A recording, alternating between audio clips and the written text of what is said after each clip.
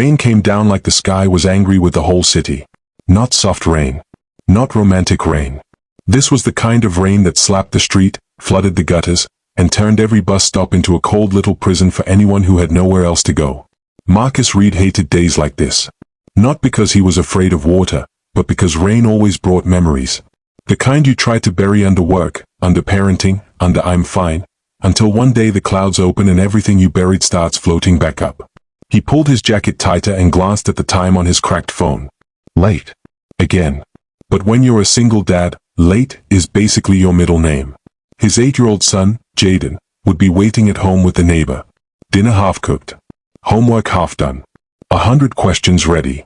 Marcus was already rehearsing his apology in his head when he saw her. She was sitting on the bench under the bus stop shelter like she had been placed there and forgotten. Not just waiting. Abandoned.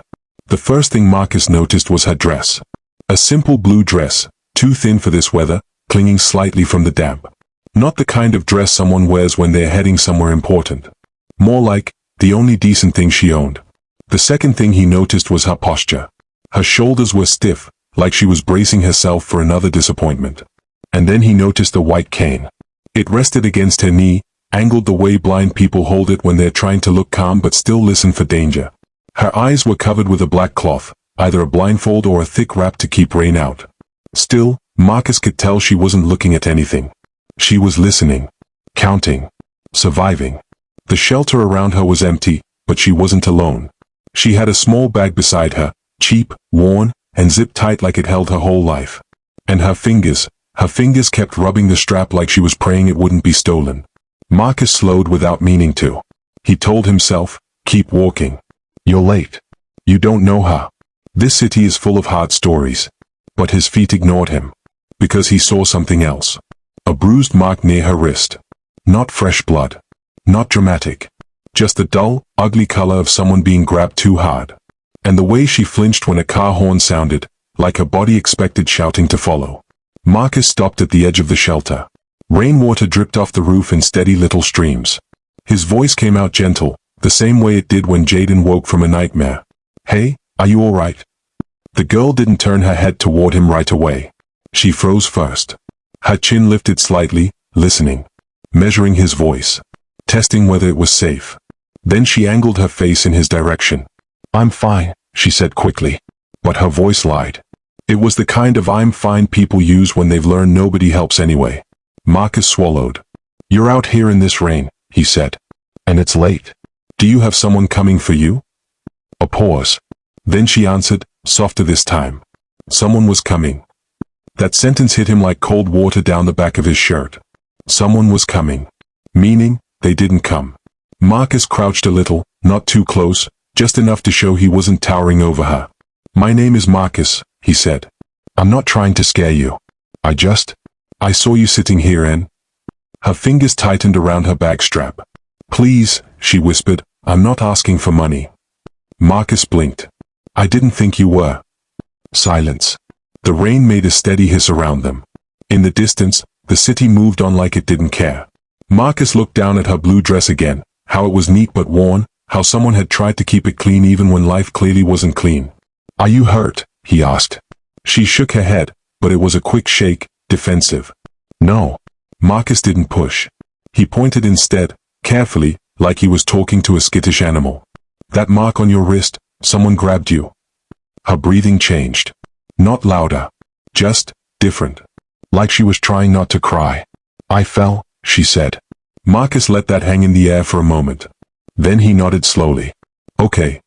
His eyes drifted behind her, to the white SUV parked across the street.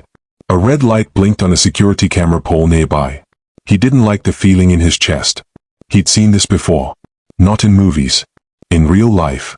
A young woman. Alone. Vulnerable. Left somewhere public so nobody asks questions.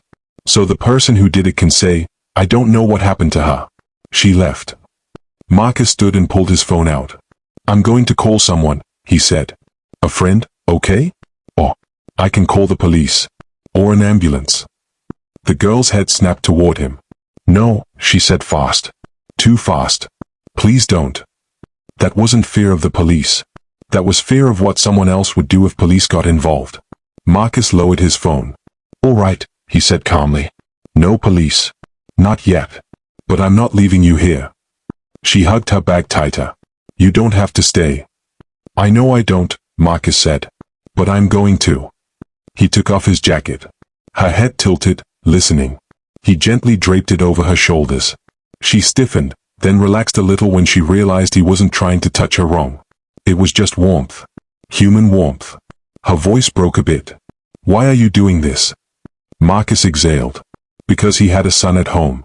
Because he'd once watched Jaden sleep and promised himself, no child, no woman, no human being will suffer in front of me if I can help. Because the world was already cruel enough. He didn't say all that. He just said, because you're somebody. For a moment, she didn't speak. Then, very quietly, she asked, do you have kids? Marcus blinked. Yeah. A boy. Jaden. 8. Her lips parted slightly like that name did something to her. But Marcus thought maybe he imagined it. She swallowed. He's lucky. Marcus gave a small sad smile. He doesn't think so when I burn the rice. A tiny sound came out of her. Almost a laugh. Almost. Then she turned serious again, and Marcus could feel a shift in the air. Like the story behind her was heavy and close and ready to fall. My name is Naomi, she said. Naomi, Marcus repeated, so she could hear he was listening. I'm 25, she added, like she had to defend her presence. I'm not a child. I know I look helpless. You don't, Marcus said. You look tired. There's a difference. Her throat moved like she was forcing words down. I was supposed to meet my sister, Naomi said. She said she'd pick me up. She said she'd never leave me. Marcus frowned. What happened? Naomi's fingers rubbed the bag strap again. I heard her voice earlier, she whispered. She was right here. She told me to sit and wait. She said she was just going to grab something from the car. Marcus glanced instinctively toward the road. What kind of car? He asked. Naomi's head tilted as if she was replaying sound in her memory. A white SUV, she said. Marcus's stomach tightened. Across the street, a white SUV sat parked like a bad secret. Marcus couldn't tell if it was the same one, but the coincidence made his blood run cold. Naomi continued, her voice shaking now. I heard the door close, she said. Then I heard, arguing. Like two people whispering, but angry. Then a man said my name. He said it like he knew me. Marcus's heart started pounding. Do you know the man? Marcus asked carefully. Naomi hesitated. Then she whispered, I think so. Rain drummed harder on the shelter roof. Marcus's mouth went dry. Naomi, he said softly, why would a man who knows you be arguing with your sister? Her head bowed. And when she spoke again, her voice sounded like it was breaking into pieces. Because, she said, I'm not supposed to be alive. Marcus stared at her. What? Naomi's breathing became uneven. She reached up and touched the black cloth over her eyes, not removing it, just holding it like it protected her from the truth. My family, she whispered, told people I died. Marcus felt his entire body go still. He had heard a lot in his life. He had survived the hardest kind of betrayal himself, Jaden's mother walking out and never coming back. But this? This was different. This was evil. Marcus's voice came out low. Why would they do that? Naomi turned her face toward him again, and even though she couldn't see him, it felt like she was looking straight through him. Because, she whispered, my father is a powerful man, and I'm proof of something he spent 25 years trying to hide. Marcus's phone buzzed in his pocket. He pulled it out without thinking. A message from his neighbor. Jaden keeps asking where you are. Marcus swallowed hard. He looked at Naomi, shivering under his jacket, clutching her whole life in one small bag. And he realized this wasn't just a sad situation. This was danger. This was a storm that didn't come from the sky. This was the kind of secret that gets people silenced. Marcus leaned in slightly, voice steady even though his insides were shaking. Naomi, he said, tell me the truth. What exactly are you proof of? Naomi's lips trembled. Then she whispered a name so softly Marcus almost didn't hear it. But when he did, Marcus's breath caught in his throat. Because it wasn't just a random name. It was a name he recognized. A name connected to a headline he'd seen months ago. A name connected to the richest man in their part of the city. And as Naomi began to speak again, rain pouring, streetlights flickering, the white SUV still sitting across the road, Marcus realized one terrifying thing. Helping this blind girl might cost him everything. And the worst part? He could already feel it in his gut. Someone was watching them. Right now. Naomi's voice broke as she started the next sentence. Marcus, my father is... And a car door slammed somewhere close. Too close. Marcus's head snapped toward the sound, his body tensing on instinct, shielding Naomi without even thinking. Because the storm had just gotten a new face. And it was walking toward the bus stop. The car door slammed again. This time, closer. Marcus didn't turn immediately. He had learned something in life. Panic feeds danger. Calm starves it.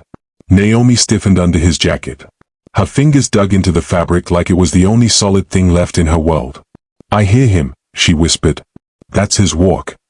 Marcus shifted slightly, placing himself fully between her and the sound. He didn't know who he was yet, but he knew one thing for sure: whoever abandoned a blind woman in the rain didn't deserve the benefit of fear. Footsteps approached the shelter. Slow. Confident. Unhurried. A man's voice followed, smooth but sharp around the edges. Naomi. The way he said her name made Marcus's skin crawl. Not worried. Not relieved. Claiming. Naomi flinched. I told you to wait, the man continued. Why are you talking to strangers? Marcus finally turned. The man was well dressed. Too well for this side of town. Clean shoes. Dry coat. Expensive watch catching the streetlight. The kind of man people stepped aside for. The kind of man who expected obedience. She's not a stranger, Marcus said calmly. She's a person. And she's clearly distressed. The man's eyes flicked to Marcus, measuring him. And you are? Someone who doesn't abandon people at bus stops, Marcus replied. The man smiled, but it didn't reach his eyes. This is a family matter. Naomi's voice shook. You said you were taking me home. The man sighed, like a patient adult correcting a child. Plans changed. Marcus felt anger rise, hot and fast. You left her, Marcus said. In the rain. Blind. Alone. The man shrugged. She refused to cooperate. That word, cooperate, hit Marcus hard. He looked down at Naomi. Naomi, do you want to go with him? Her head shook immediately. No. The man's smile vanished. Marcus straightened. There's your answer. The man stepped closer, lowering his voice. You don't understand what you're getting involved in. Marcus thought of Jaden. Of teaching him right from wrong. Of the promise he made to himself. Neither did she, Marcus said. And yet here she is. The man's jaw tightened. He glanced around, noticing the security camera pole, the distant headlights, the world watching just enough. He exhaled sharply. This isn't over, he said to Naomi. Then to Marcus, you just made a mistake. He turned and walked away, footsteps retreating back toward the white SUV. The engine started. Then the car pulled off into the rain and disappeared. Silence returned to the shelter, but it was different now. Heavier. Safer. Naomi sagged forward, breath hitching as the fear finally released its grip. Marcus crouched beside her again. It's okay, he said gently. He's gone.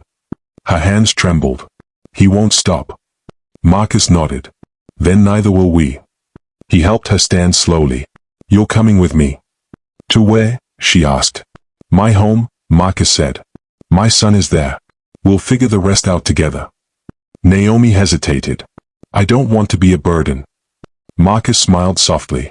You're not a burden. You're a responsibility the world tried to ignore. That night changed everything. Marcus called a lawyer. A real one. The kind who didn't care about powerful names. The truth came out piece by piece. Naomi wasn't dead. She had been hidden. Born blind from a relationship her father wanted erased. Declared gone to protect an image, an inheritance, a reputation.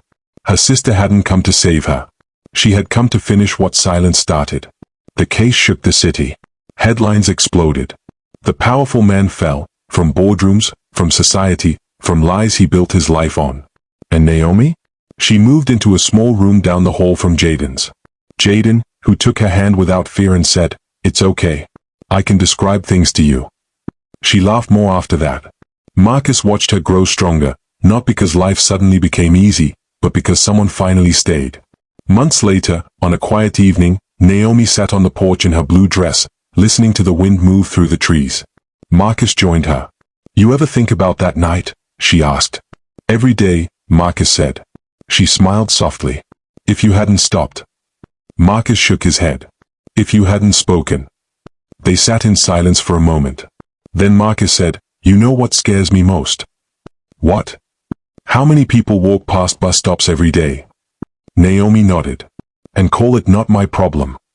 Marcus looked out into the street, thoughtful. Sometimes, he said, the difference between evil winning and evil losing is one person who refuses to walk away. Naomi reached out and found his hand.